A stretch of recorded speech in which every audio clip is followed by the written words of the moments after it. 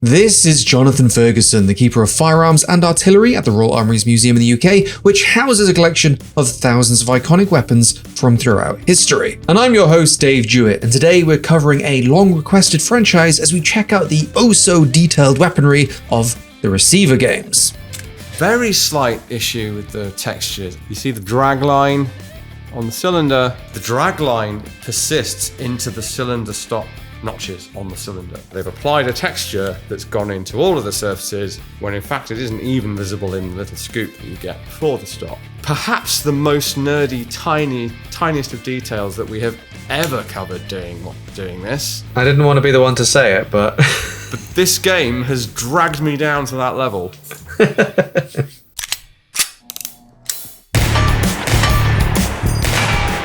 This August, you can watch our extended director's cut for 50% off by using code SUMMER when signing up to our Patreon. By becoming a member, you not only support the channel, but you also get access to over 25 other extended episodes, and you'll get early access to our upcoming Helldivers 2 episode, all for half off.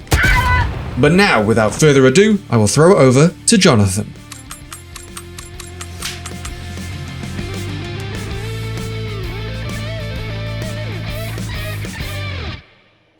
This game has been requested a lot over the years. A lot. And when I looked it up, I could see why. So you can see I've left the controls on the top right of the screen visible because that's the only way my brain could comprehend it all. I needed to keep referring to stuff. It was only after I'd played Receiver 2 for a few hours that it became muscle memory, which is one of the things that they are trying to replicate in terms of the handling of firearms. Okay. I guess my first question is why there isn't a VR version of this game, because it seems like it's tailor-made for VR, but maybe because you wouldn't have enough controls to do the level of interaction that they're trying to achieve. So there's an entirely different keystroke for ejecting the magazine, for pulling the slide back, for manipulating the slide lock, toggling automatic, pulling back hammers, obviously less, can't see on the Glock. Everything you can do with a firearm has a keystroke associated with it, which is a level of interaction that I've not seen before, even in games like Tarkov. Absolutely. This is like a flight sim for guns, essentially. And Receiver 1 was made in 7 days. Wow. Was it some sort of competition? I think it was like a first-person shooter game jam, if I remember right. Okay, wow. Yeah, it's kind of intriguing that you've got like beyond VR level fidelity of immersion, but without that tactile aspect. I struggle to get past that because I've played enough VR now that I see a game like this, I'm thinking Super Hot, I'm thinking Half-Life Alyx, but it isn't that. It's more detailed than that. It's a game that messes with your mind in more ways than one, both with, like you said, the handling of the weapons and some of the themes and stories around Receiver 2. Right. Ah, wow. Heck of a graphical upgrade there, including, so on a Glock, a lot of you will know this, but we have a polymer casing on the magazine. Some modern ones don't do that. They just have a steel body like a traditional mag. But the Glock mags, typically steel liner, polymer casing, and the amount of wear and damage to the outside, that looks like a genuine, really worn Glock mag. The gun itself, I mean, wow, the X-ray views. This is beyond night and day difference between the two games. I can hold that up to the screen and can't fault it. I love seeing the rounds go in and move down through the witness holes. So a note on that, as the magazine gets more full, it slows down. It gets harder to push the rounds in. The first 2 or 3 go in like butter. As you get to like rounds like 10, 11, 12, it's simulating the extra force that requires. Again, very cool. Really want to see it in VR. By the way, all that X-ray detail, off the top of my head, looks bang on. It's like World of Guns in the game. So you'll see black flashes. That's the game simulating the shooter flinching or blinking. No way. I do turn it off because it makes it harder to showcase the game and the gameplay, but I wanted to ensure there was one clip that showcased that, because if you're just playing normally, you will flinch at a lot of your shots just after they go off as a human response. The first I don't know, however many tens or hundreds of rounds, depending on who you are, whether you're shooting indoors, what the report of the weapon is, yeah, you're going to get that involuntary flinch. I still do it on our indoor range, depending what the weapon is, partly because I don't shoot regularly enough to train that out fully. So sometimes I don't do it, sometimes I do. Movie actors famously do it a lot, partly because they're shooting full charge blanks indoors and because they didn't traditionally used to have much experience. So they are, I have to assume they are simulating the experience of someone that's somewhat familiar with guns but is not proficient with them. Now, just saw there, this is perhaps relevant to what I just said as well. We've got a stovepipe, classic stovepipe failure to eject there. Just seen a failure to eject, then we've seen a failure to extract. I'm guessing it also simulates double feeds where you fail to extract, but then the next round is trying to enter the chamber, but there's a round already there. You can actually create a double feed by ejecting the magazine, inserting a round through the ejection port, then inserting a magazine, making the slide go forward. So not only do they happen naturally throughout the gameplay, but you can simulate one just through your actions, which is really interesting. I had to look up how to do it, but the fact that you can do it is pretty fascinating. I always love stuff that you don't have to do, but that you can do. That's the ultimate sort of immersion, really. So this is when I need to get to the sort of setting of the game. In very broad terms, I don't want to try and break down the lore fully because other people have done much better jobs than me. A guy named Super Dude, I watched his video on Receiver 2. Go watch that if you want like a full lore exploration. But to give you some context, the game takes place in basically a liminal space, and the enemy is something called the threat, the mind kill. It never manifests physically, but it controls this liminal space you're sort of stuck in, and it's taken your memories. You have to go through the levels collecting tapes to sort of regain them. Okay. But it also affects the firearms themselves. So you're sort of in a liminal space that's simulating firearms based off your own memory as well. It gets very weird, very meta. But one of the most interesting themes is that this threat controls Murphy's Law. So if anything can go wrong, it will go wrong. So a big theme of the game, alongside,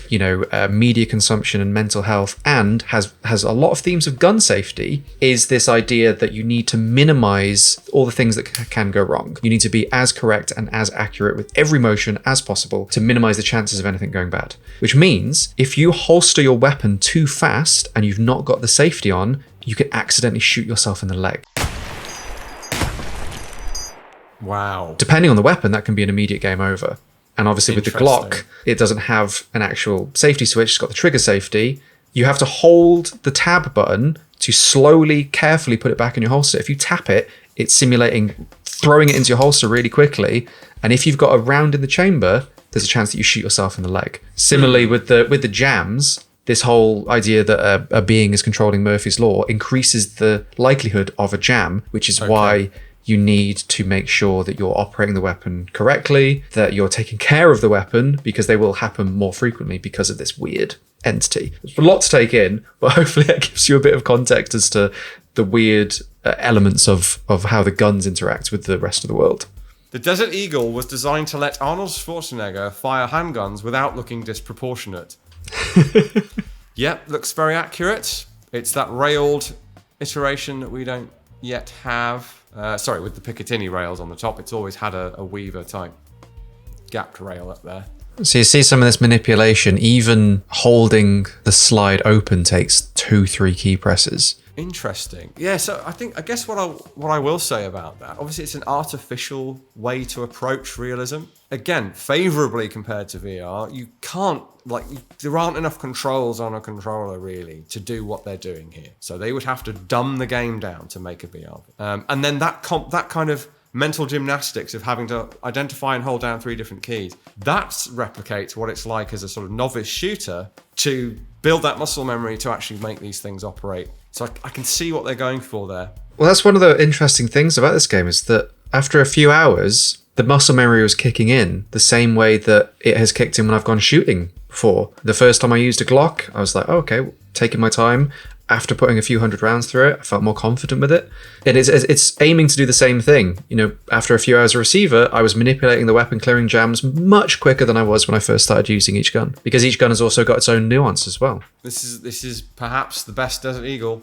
Just by default, they've modelled all the internal parts, recoil, sound, all looks spot on. The ability to just see inside every gun is amazing. The shooting range setup is great, by the way. I wish more games had a really, truly functional shooting range experience like this. This could just be the game, quite frankly. I'd buy the game if it was just the manipulation of the weapons and the ability to shoot them on targets at different ranges. Would have been a great game in itself. So the fact that it has this esoteric plot and everything else is even more intriguing. I can almost sense you patting, like trying to pat your head and rub your stomach at the same time. There was a lot of that. I was like, right, what do I do next? What was wrong with the gun again? What's the next step? And because there's a bunch of different pistols, and like I said, they change a bit pistol to pistol, especially if you go from revolvers and magazine fed pistols. It's got some mental gymnastics involved in it. And the Desert Eagle, if you holster that unsafely and shoot yourself in the leg, you'll die. That's the end of your run. Yeah. You see the magazine there, it had a cross on it. That's one of the difficulty modifiers that the game introduces. Magazines will have a capped capacity. So you might find a Desert Eagle magazine that can take 2-3 rounds, and that'll affect how you're able to play the game. Well, that sounds annoying. Oh, it's massively annoying.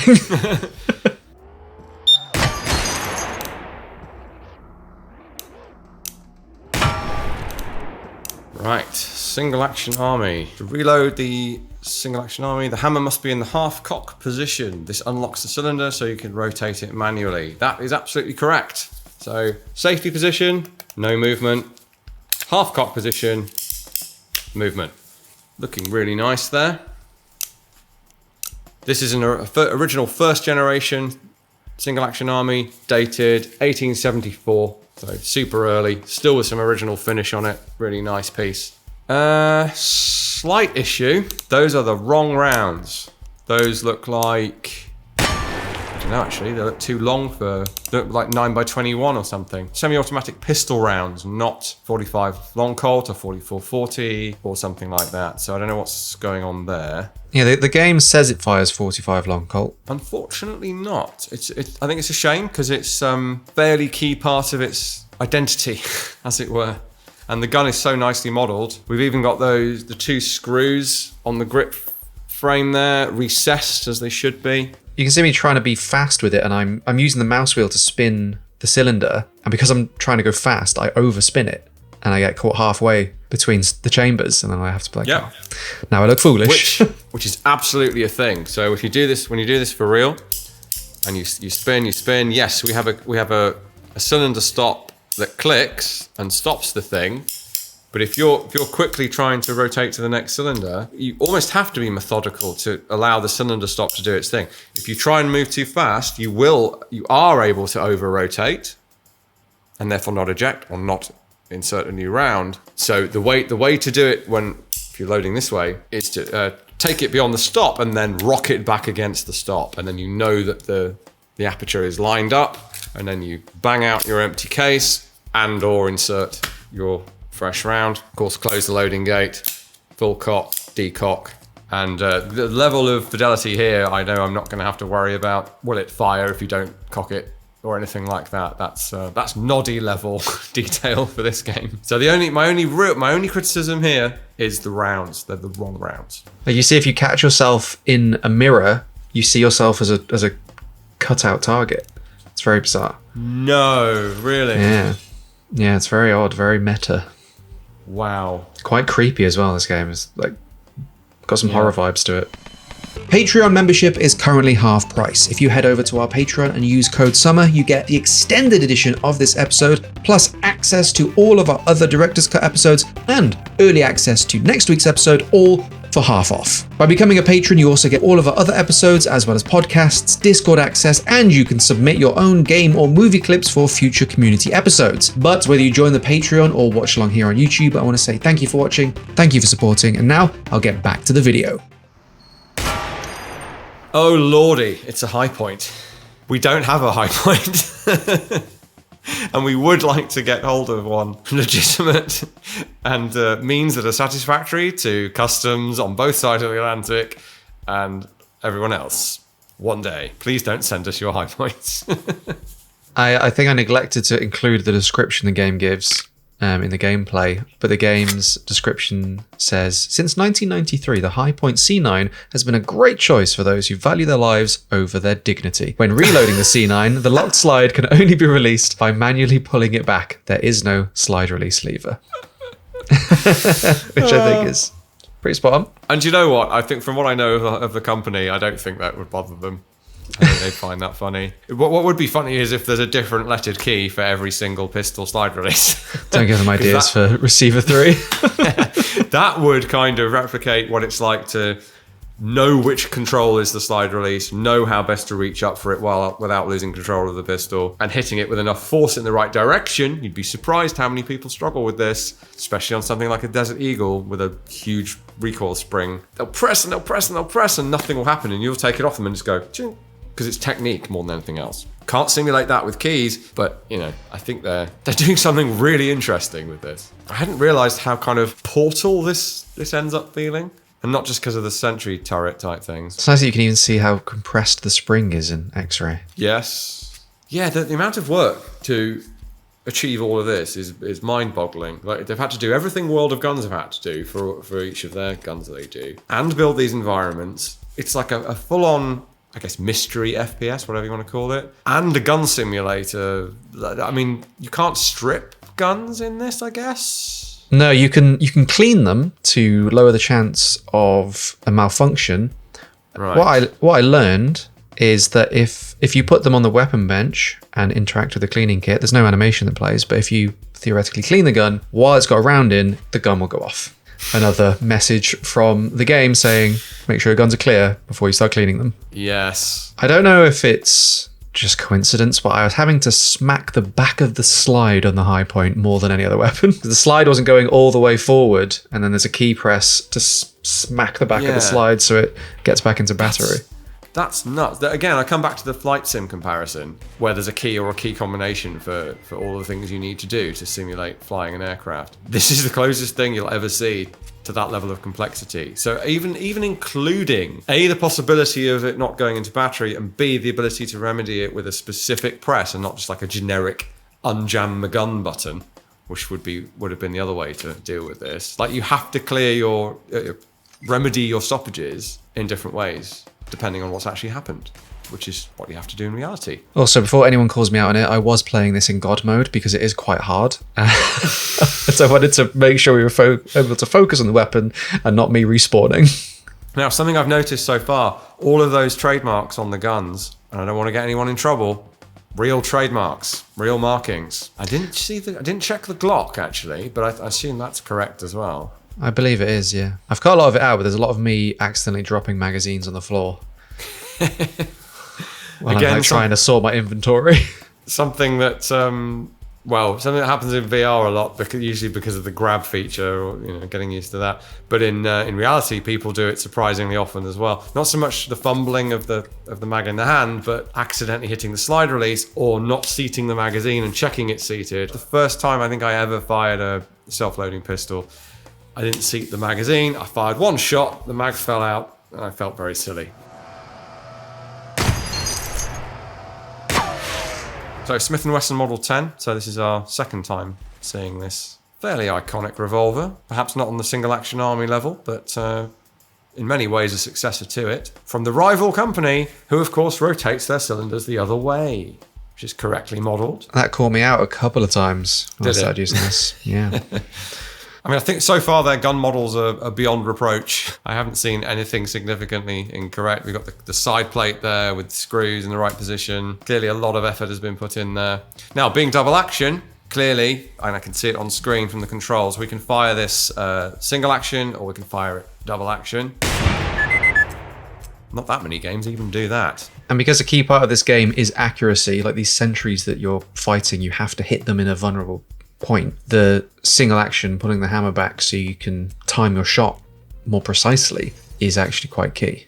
I like the tilt of the barrel to the left just as you cock, because that That is something that happens. It's hard to avoid. The biomechanics of it are such that you pretty much end up doing that when you manually cock the hammer. Although it's not doing it every shot. So there is that variable. I've said this before, I think, commenting on other games, but built-in sort of random number generator or whatever based variability to animations is great. Might be the first time I've ever seen it. Normally you have several canned animations that can play in a given situation, sometimes only one. Like think of the classic Doom Super Shotgun, that click, click, that, you know, you get into almost a rhythm of it and you're just holding the key down and it's playing that same animation over and over again. Most games do a modern version of that. This, it really is like it's occupying the space in front of you and actually moving differently every single time. I'm sure that's not quite true, but it looks that way. Just watching the on-screen prompts is making my brain hurt as to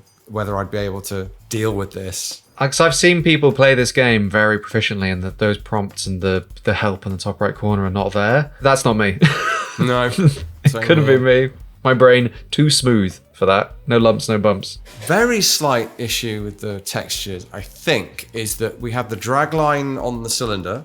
Great, should be there where the cylinder stop scrapes the finish off. But the drag line persists into the cylinder stop notches on the cylinder, which is not possible because if they dropped in... Let me get one.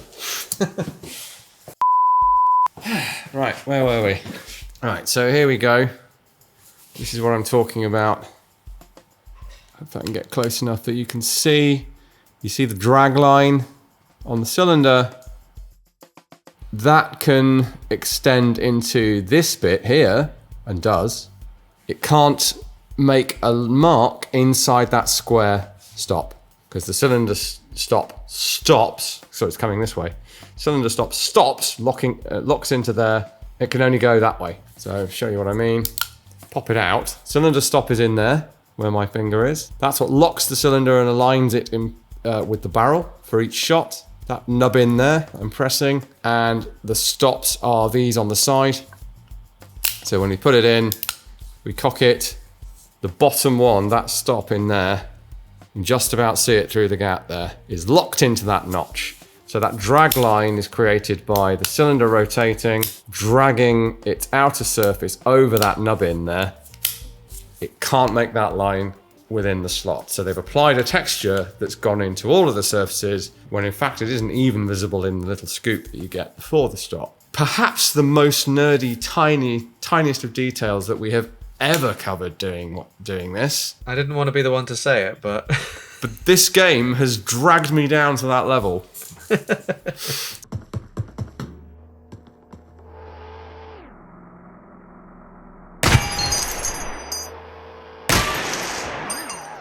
P226 is a popular choice for special forces. It has been, certainly. Interesting, this is an actual US Navy example with the anchor on the slide, made in the USA, even with a cage code, QR code sticker on the side. That's the first kind of military issue firearm I've seen in the game. P226 was unsuccessful in the XM9 program for the US forces, but Navy SEALs ended up using them, and as they say, other forces, including special, have adopted it. It's a little bit long in the tooth these days. Does the job, absolutely. There's me dropping a magazine again. Yeah. Just so many button presses to keep in mind, and the number of times I've tried to reload a magazine with the gun in my hand, you have to holster it because you need that second virtual hand. One for the bullets, one for the magazine. The way you can fumble, it seems like you can fumble almost everything that has travel, like the slide or the hammer. Yeah, if you don't press the key to pull the slide back enough, you'll pull it back halfway. Long enough. Yeah. Yeah. That's so clever. Reminds me of the two stage buttons on the PS2, where half press would do, if it was implemented, would do something, and then a full press would do more. So it should do it on a time of button press method. I'd love to see some of this implemented in other games, like duration of press being a way to cock up. Or maybe you could gamify it more and say that if you get the duration right, like the Gears of War Reload, but based on a button press. I don't know. More interaction is good, I think. I already hate those artificially blocked magazines. They're really annoying. But the game will implement stuff like that as you ascend through the difficulty levels. I couldn't work out, and I couldn't even find it in my gameplay recording, but I swear at one point my character puts the torch in his mouth. Oh, really? It was like center at the bottom of the screen. Maybe it was when I was reloading a magazine or something. I couldn't replicate it, and I couldn't find it in my footage. Maybe I dreamt it. It's kind of fascinating, the choices to, like, talking about the invisible hands. It puts the focus so much on the weapons, and weirdly, on your hands, your imagination of how you're operating the thing. Because they're not, you can't see them, but you know that they have to exist in order to... It's almost like a metaphysical kind of thing. I don't know. Maybe I'm overthinking it. Yeah, it's like you're dissociated from your own self, reflecting the fact that you are not in the game actually holding anything. You're having to interface through the keyboard and the mouse. You've stumbled on more of the themes of the game there.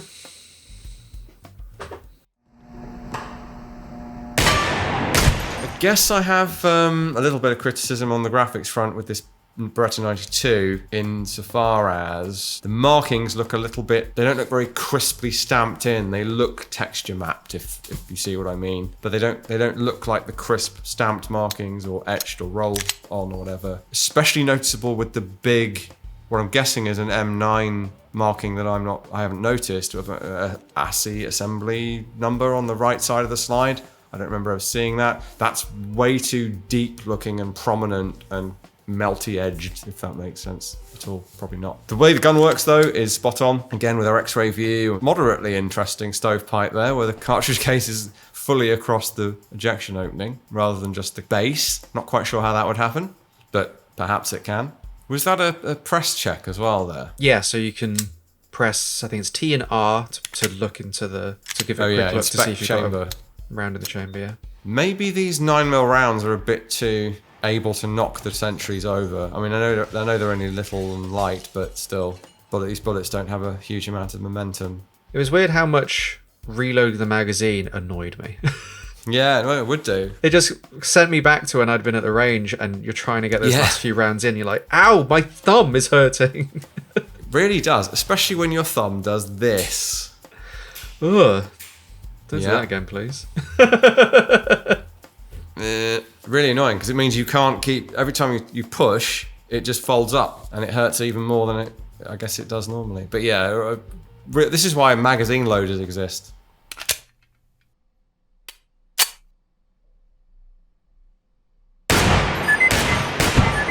1911. I'm more of a Beretta 92 guy, funny enough, but the 1911 is even more iconic, to yet again overuse that word. Proper 45 ACP looking rounds for this. Haven't really spoken much about sound effects, but they do sound good. All the correct markings again, and these ones look to be done a little bit better than on the Beretta. I think the Beretta is the only one where I thought the markings don't look really quite right there, like how they're executed, not what they are correct, I believe. This model is particularly nice for the wear around the edges of the contact parts, as it were, between the slide and the frame. Maybe a bit too much wear actually, so that stovepipe is clipping through the slide, which is slightly unfortunate, but difficult to keep track of all this stuff. The fact that you can shoot the gun in an attitude other than dead ahead is kind of interesting in itself. I didn't realise there were games you could play as well. Yeah, you've never been 1911 bowling? I haven't yet. Again, this could just be a game. You do get the sense that you're having to steer those sights and align them on target, even though you're not quite doing that. Everything seems to have weight and momentum and balance. It's honestly been a challenging game to try and explain to you, between the weird metaphysical background of it and all the manipulation involved, and it was a lot to just play. I bet. I can sense the frustration, but also the enjoyment. Yeah, it was fascinating, like the way it plays with firearm safety, with manipulation, with various different firearms, and the operation of different firearms between the pistols and the revolvers. It's a fascinating game. It's just you can do almost anything you can on the real thing, albeit through the medium of keys.